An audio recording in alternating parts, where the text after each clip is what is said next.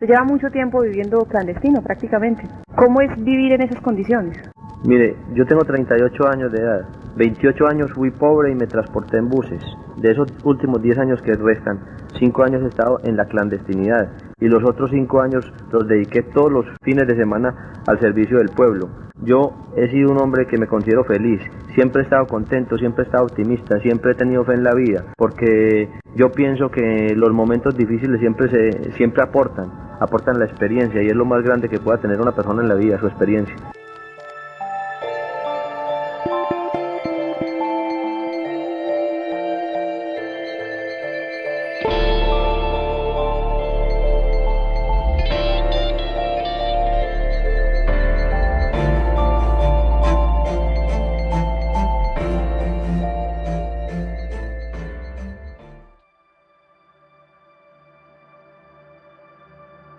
El 3 de diciembre de 1993, más de 20.000 personas caminaron junto al ataúd del entonces más grande narcotraficante de la humanidad.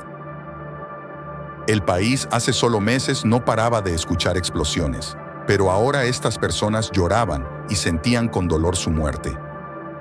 ¿Por qué? Si Escobar era la imagen más grande del narcotráfico y el terrorismo, y era sinónimo de destrucción y crimen, ¿por qué al mismo tiempo tanta gente sufría por su partida? ¿Qué había detrás de la imagen de Pablo Escobar? Pablo era una persona de mucho carisma, la gente lo quería y lo respetaba mucho, y tenía una cosa que le falta a mucha de la gente en Colombia, que es la palabra. Pablo lo que le decía a usted con la boca, se lo cumplía como si fuera una escritura. La determinación y la disciplina fue lo que llevó a Escobar a ser el jefe de la mafia. Desafortunadamente, utilizó sus cualidades para el mal, pero es un ejemplo de lo que alguien con esfuerzo y objetivos claros puede lograr. Ya él se imaginó, se imaginó todo el proceso de producción, distribución y consumo. Escobar trabajaba sin descanso y planeaba todo perfectamente. Él, junto a su primo Gustavo Gaviria, fundaron y comenzaron el Cártel de Medellín. Pablo y Gustavo se complementaban y eran muy productivos. Trabajaban hasta 24 horas para cumplir sus objetivos. Las cosas fueron tantas que usted había arrancado con 5 kilos y con Pablo en 3 años, hermano, ya eran en 600, 700, 800, 1000. Y Pablo buscaba hombre, que hay que buscar otra ruta porque esta no está funcionando. Entonces Pablo se imaginaba una cosa, imaginaba la otra, cogía los mapas y era... Me siento orgulloso de pertenecer a la comunidad del municipio de Envigado, porque en esos lugares he conseguido lo más lindo y lo más preciado que tengo en mi vida. Mi esposa, mis amigos, mis compañeros de oficina y de trabajo, porque es gente que pertenece al municipio de Envigado. Gracias al gran ingenio del patrón, las maneras de pasar la droga a otros países eran pan comido para el Cártel de Medellín. Su hijo, Juan Pablo, cuenta que en una de las primeras rutas se impregnaban jeans con cocaína y lograban entrar a Estados Unidos como material de importación. Una vez del otro lado, la coca se extraía de los jeans con una ducha. La DEA descubrió esta estrategia tiempo después, pero la astucia de Pablo fue aún más allá. Y mi padre dijo que iba a continuar con la ruta, entonces le decían que estaba loco. Lo que pasó fue que terminaron impregnando las cajas de los jeans con cocaína. Y la DEA no prestaba atención a las cajas y las tiraba a la basura, y eran las que justamente llevaban la cocaína. Está usted combinando muy bien lo político con lo social. Sí, nosotros en este momento estamos también, como había explicado ahora en anteriores oportunidades, tratando de hacer una combinación también de lo social con lo deportivo. Yo lo respetaba él y lo admiraba, porque es el único hombre en mi vida que ya estamos acorralados, que nos van a dar de baja, y lo he mirado a los ojos y no tiene miedo, tiene una sonrisa en sus labios, le fascinaba el peligro. Otro atributo que llevó a Escobar a ser el patrón fue su tranquilidad y frialdad. Era una cosa media. Pablo Escobar Gaviria le decían, se acaba de ganar $60 millones, y él no empezaba a bailar en una pata y a tirar voladores y a hacer tiros al aire. Ah, muy bien, organicen eso con el contable y listo. Su falta de emociones, sumada a la obsesión con sus metas, lo convertía en un monstruo. Era alguien dispuesto a hacer lo que fuera necesario para lograr su cometido. Llegaban y le decían, mire, acaban de matar a Pinina. Uy, no jodas. ¿Cómo así? ¿Cómo fue esto? Vamos a investigar y ya. Pues no era que se tiraba al suelo y empezaba a llorar así como en la serie, lo muestran, no. Si el señor ministro sabía que Pablo Escobar era el fundador del MAS, ¿Por qué no se lo había dicho al país antes? ¿Por qué lo dijo cuando se sintió acorralado por las pruebas que presentó mi compañero en la Cámara del Congreso?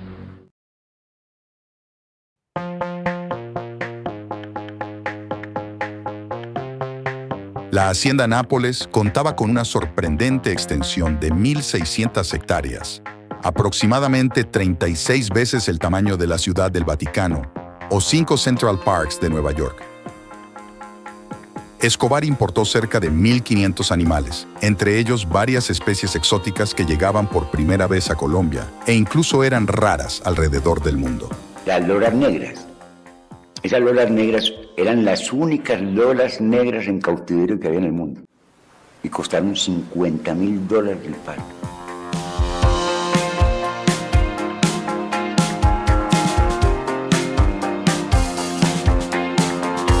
Nápoles era el lugar de intimidad y paz de Escobar. Era su lugar seguro y alejado de todo, con varios anillos de control a kilómetros.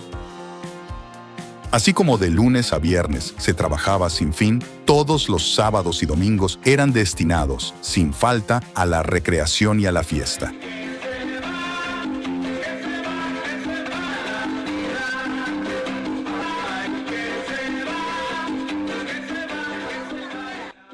Todos los socios, trabajadores, amigos, allegados y familiares de Pablo eran invitados. Pablo me decía, vaya con todas sus amigas, mamá, que yo sé que usted no está aliviada y contenta, sino cuando está con las maestras. Pablo llegaba a Nápoles y Pablo era otro.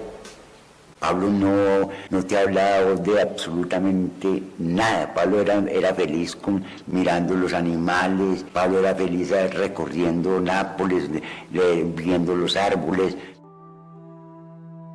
Una revista nacional calcula su fortuna en $5.000 millones. ¿Es esto cierto? Eso parece una cifra de esas que se ven solamente en los cuentos de las 1001 noches.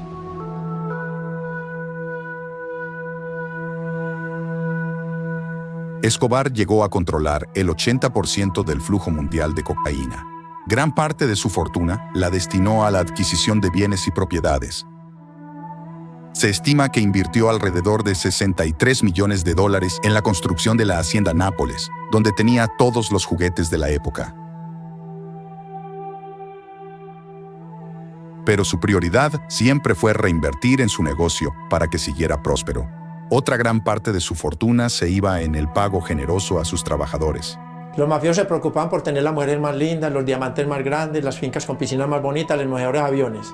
Y Pablo Escobar se preocupaba también por eso, pero sacaba una parte importante del dinero para comprar armas. Él armó todas las comunas de Medellín, los sicarios, que era la base de él. Escobar a veces incluso pagaba de más, garantizándole esto lealtad. Y uno pensaba que cuando llegaban de Pablo Escobar lo encontraba lleno de cadenas de oro, diamantes por todas partes, sillas de oro, no señor. Una humildad total, un relojito así de correíta, cartiercito así, normal. Pedíamos pollo asado que come todo el mundo acá. Él mismo cogía con la mano y le daba uno primero y después comía él. Era un hombre exageradamente generoso. Y siempre pagaba correctamente. Era un hombre correcto dentro de la mafia. Escobar desde el inicio implementó una táctica audaz para deshacerse del primer y más asfixiante enemigo de cualquier criminal, las autoridades. Él sabía que incluso el policía más honesto y correcto podía ser tentado por la oferta adecuada. Sabía que todos tienen un precio. Pablo gastó millones de dólares en sobornos a las autoridades, pues nada mejor para un mafioso que tener a jueces y policías de su lado. Aquellos que no recibían su soborno eran asesinados. Y su primera demostración fue con los 2 agentes del DAS que lo arrestaron por primera vez. Y el patrón era una persona demasiado sencilla, demasiado humilde, y entonces se acercaba mucho a nosotros los sicarios. Es que el espíritu de él era tan fuerte que nos cobijaba. A nosotros nos motivaba servirle a Pablo Escobar, porque más que el dinero que él nos daba, cuando él le daba una palmada en la espalda, un abrazo por un operativo bien fuerte, y mirarlo sonreír, eso era un espectáculo. Es injusto que unas personas que cometieron un delito en el país sean juzgadas en otro y condenadas a penas que ni siquiera existen en Colombia. Luego de conseguir enorme poder económico, la ambición insaciable de Pablo lo llevó a fijarse en un nuevo objetivo: el poder político. Les quiero decir que con el apoyo de todos ustedes aplastaremos los títeres y y los muñecos políticos de trapo que fabrica la oligarquía colombiana. Ingresar en este mundo traía consigo beneficios que el narco ansiaba. Desde adentro podía influir para abolir la extradición a narcotraficantes, manipular otras leyes a su favor y obtener inmunidad parlamentaria. Yo quiero, para no ser muy extenso en el uso de mi palabra, pedir a todos ustedes, en nombre de la ciudadanía, de la soberanía y de los derechos humanos, ayuda para combatir el tratado de extradición. En 1980, comenzó a trabajar en su partido político. En 1982, logró entrar al Congreso y de inmediato se le garantizó inmunidad parlamentaria. ¿Pero usted puede asegurar que su dinero nunca ha tenido vinculación con el narcotráfico? Siempre he asegurado que mi dinero no tiene vínculos con el narcotráfico. ¿De dónde surgió entonces su dinero, su fabuloso capital? En Antioquia todos conocen las inversiones en el campo de la industria, en el campo de la ganadería y en el campo de la construcción. Entrar a la política no es ningún juego, por lo que, como era de esperarse, los orígenes verdaderos del capo no tardaron en ser revelados.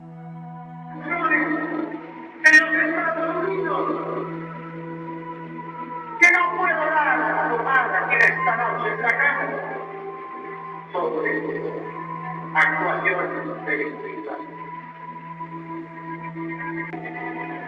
de su mente.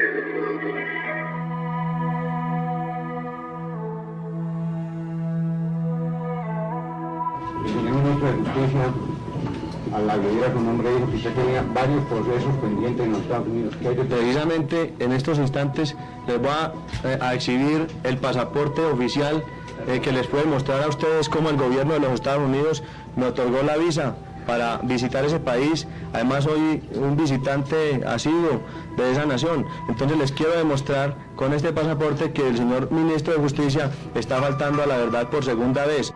En los días siguientes, la Embajada de Estados Unidos le cancela la visa a Escobar, y el periódico El Espectador saca a la luz evidencia para ayudar al ministro Lara Bonilla en su confrontación con Escobar.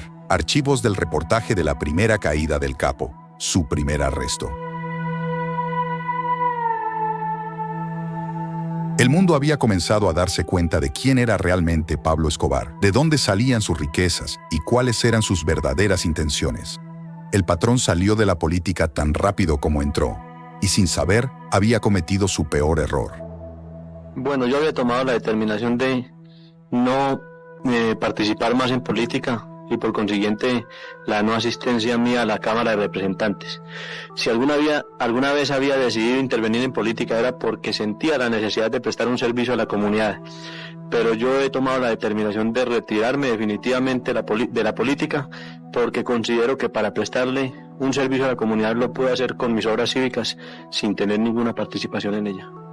Yo creo que ahí Pablo Escobar siente, en el momento en que le quitan la investidura, que lo sacan del Congreso y le toca volverse un hombre clandestino, que se vuelve es una pelea casi que personal entre él y las élites políticas colombianas. A las 7:30 de la noche del 30 de abril del 84, un pistolero a bordo de una motocicleta roja tiró del gatillo de una ametralladora Ingram y asesinó al ministro de Justicia, Rodrigo Lara. Colombia tuvo muy pocas dudas sobre los autores intelectuales del golpe y de una vez desaparecieron las objeciones contra la puesta en vigor del tratado de extradición.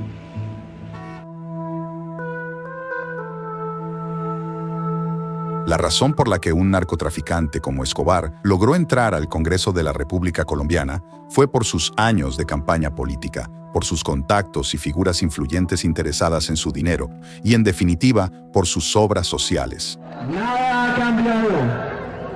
Todo sigue igual. La lucha del pueblo, la guerra del poderoso contra el débil. La persecución irresponsable e inhumana contra los venteros ambulantes. Las masas apoyaron su candidatura para la Cámara en agradecimiento a su supuesto amor por los desprotegidos. Escobar regaló más de 300 casas a personas que vivían en pobreza extrema en Medellín. Financió la construcción de iglesias, canchas de fútbol y escuelas en barrios marginados, y solía repartir dinero entre la gente pobre. Así estuvo invirtiendo gran parte de su riqueza y tiempo en el beneficio de la comunidad. mi sentimiento de gratitud hacia todas las personas que colaboraron en los trabajos materiales para la construcción de esta cancha. Muchas gracias. A ver, De esta forma, Escobar cultivó una imagen de benefactor frente a la gente más desfavorecida, mientras el Estado era percibido como ausente o corrupto. Irresponsable porque tenemos 142.000 desempleados en el Valle de la Burrá. Inhumana porque se está jugando con el pan de miles de familias antioqueñas. En vez de estar apoyando su trabajo humilde y honrado, en vez de estarnos dotando de casetas para que puedan subsistir dignamente, para que contribuyan a solucionar el grave problema del desempleo que nos agota y nos asfixia. Todas estas obras de caridad, junto a un impecable uso de los medios de comunicación, hicieron que a Escobar se le considerara una especie de Robin Hood paisa.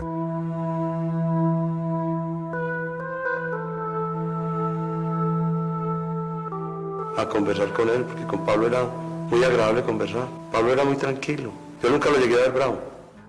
Un gran patrón, era un tipo que no nos gritaba. Con todos los trabajadores era muy humanitario. Posible, sí, siento que mi papá también, desde su propia vida, desde sus propios ejemplos buenos y malos, nos mostró los extremos a los que puede llegar el ser humano en cuestiones como el amor o la violencia. Yo veo a Pablo Escobar como mi amigo. Y como amigo para mí fue excelente, hermano, y yo amigos tengo muy poquito. Todos los que conocieron personalmente a Escobar opinaban lo mismo. Era una gran persona, todo lo opuesto a lo que el resto del mundo piensa. Un amigo leal, un padre ejemplar y un jefe humilde. Bueno, una vez iba Manuelita con Neptuno, que había decidido salir a dar un paseo por el bosque. Manuelita escuchó unas carcajadas. Manuelita estaba sola. Se inventa una historia de una bruja. Yo presiento que es como una despedida que él se hace con Manuela. ¿Cómo puede ser que ese hombre que se percibe cariñoso en sus grabaciones, pacífico y cuerdo en sus discursos, y empático y amable en sus cartas, sea el mismo demonio jefe de la mafia que ocasionó tanto derramamiento de sangre en Colombia? Nos encerramos él y yo en una pieza. Había una cama grande, ancha, pues una cama doble. Pablo se puso a atender esa cama bien para que yo no me sintiera mal. Y yo decía, pero por Dios, este hombre, pues todo lo que se le atribuye y lo que ha hecho para incomodar, haya incomodado a medio mundo y está preocupado porque un periodista se sienta cómodo. Todo lo que yo he oído decir en noticias que Pablo hizo, mandó a hacer, y yo decía, pero esta persona no parece tener la capacidad de hacer eso. Eso era mi padre. Muy curioso, ¿sí? ¿Acaso era otra persona dentro del cártel de Medellín, el actor intelectual de todos los atentados y atrocidades atribuidos a Escobar? ¿O simplemente Escobar era un psicópata, alguien manipulador capaz de mostrarse de una manera u otra a quienes le interesan? Un día Manuelita se levantó por la mañana y se dio cuenta que Manolo estaba muerto. Querida Manuelita, yo ya he vivido muchos años. Voy a morir en este momento en que te estoy escribiendo. Por lo tanto, he tomado la determinación de dejarte como herencia mi varita mágica. Solo te pido que la uses para cosas muy buenas. La parábola de Pablo es una historia surreal. Un joven que en búsqueda de dinero para su familia comienza contrabandeando cigarros y robando lápidas, y que décadas después lograría una fortuna inimaginable, llegando a ser congresista y activista en su país, utilizando todo lo bueno y malo de sí para convertirse en el jefe del bajo mundo. Y aunque su principal objetivo fue darle a su familia la vida que merecían, su ambición y obsesión por más fueron la causa de su ruina.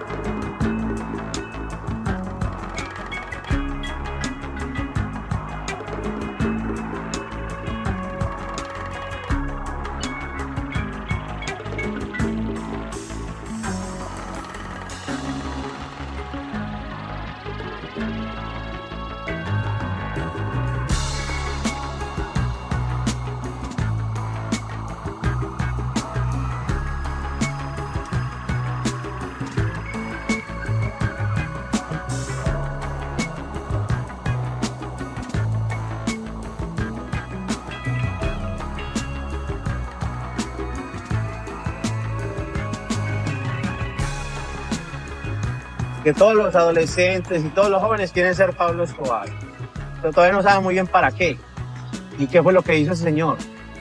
No conocen la historia y ya quieren ser Pablo. Creo que si la conocieran, ninguno osaría repetirla, porque yo estuve con mi padre, escondido al lado de él, lleno de millones de dólares a nuestro alrededor, y nos estábamos muriendo de hambre, porque un retén de la policía lo teníamos enfrente de la casa donde estábamos escondidos durante una semana y se nos acabaron los víveres. Ahí entendí yo que el dinero del narcotráfico no sirve absolutamente para nada,